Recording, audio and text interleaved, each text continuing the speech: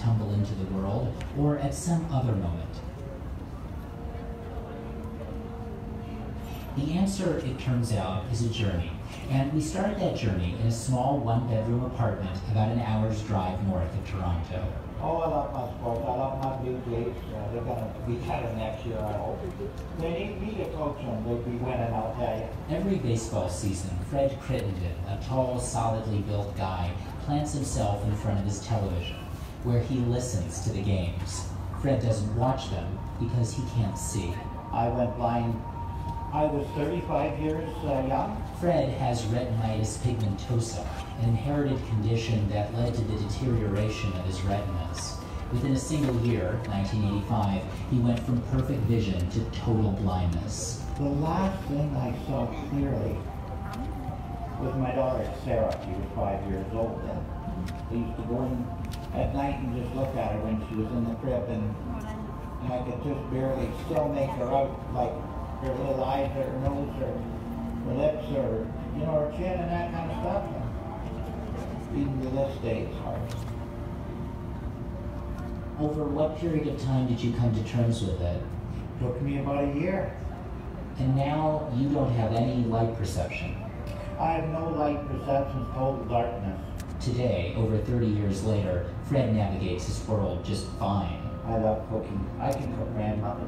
I love making French toast. He's got his systems. When you're blind, you gotta make sure you put things back. You know, my razor to my toothbrush, everything's gotta be on certain shelves. And he's got his devices, like his talking book machine. Now it was beginning to sound as if he had been suggested as a likely person to put on a skit at the annual police ball. Or the machine that tells him the color of his clothes.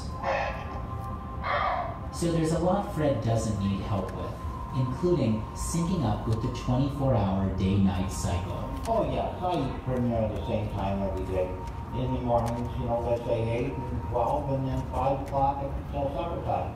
I love my food. At night, Fred listens to sports or his talking book machine. He's asleep by 11 o'clock, and he's out of bed every morning about 6:30.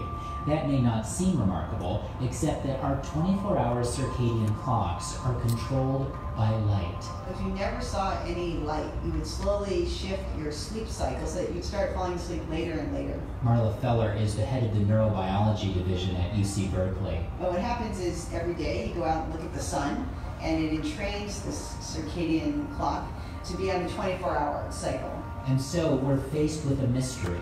Fred is blind. Yeah, total darkness. And yet his internal clock marches to the 24-hour beat of a sunlit world.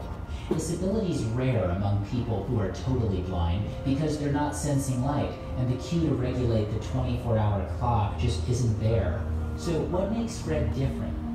Now, before going on, we should review how vision works. How what's happening in front of you right now is finding its way inside your skull. I'm not sure how much detail. I teach an entire class on this, and so it's hard to know exactly how many sentences you want. True. So let's do the basic tour.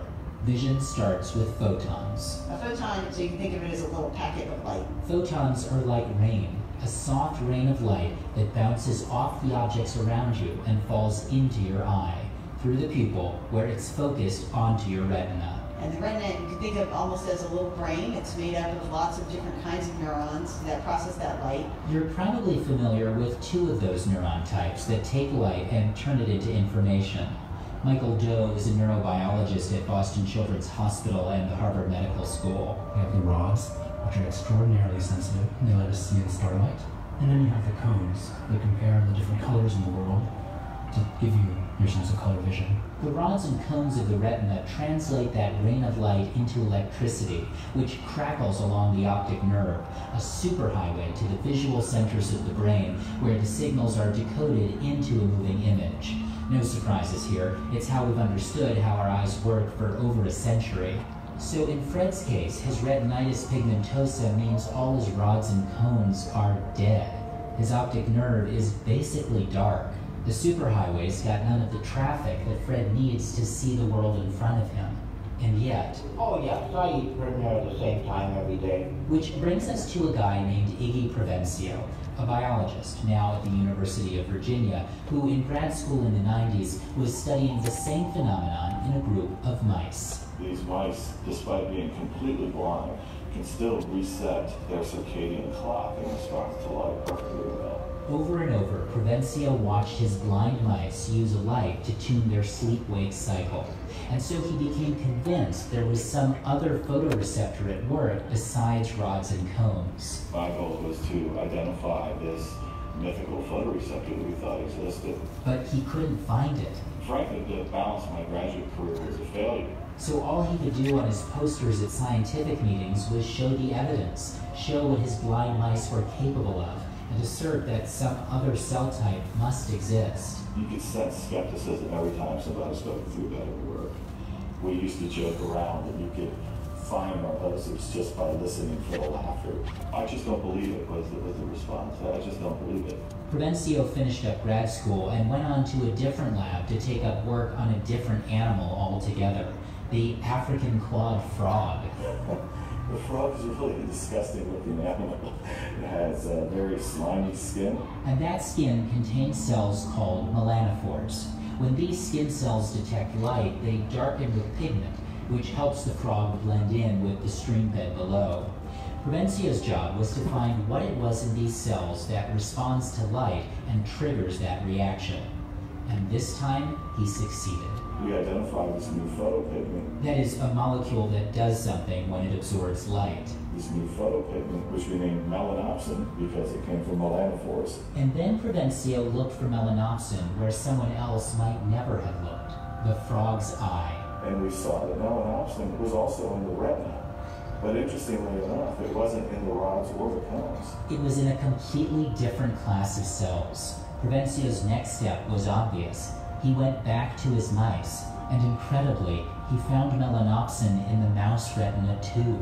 We were looking through the oculars of a microscope, and I told my colleague who was with me, I said, we're the first people in the world to actually view a completely novel sensory system in mammals.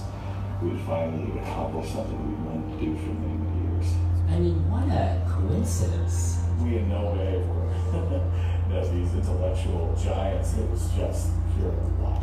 And just like that, a patch of skin from an African frog taught us about our eyeballs. That is, melanopsin's woven into your retinas too, inside big neurons called melanopsin cells. Here's Michael Doe. Imagine an octopus with its tentacles reaching out. The melanopsin cells, their arms reach out and overlap with the arms of other melanopsin cells to form a mesh over the retina. The entire mesh is sensitive to light, and the axons from these cells radiate all over our brain.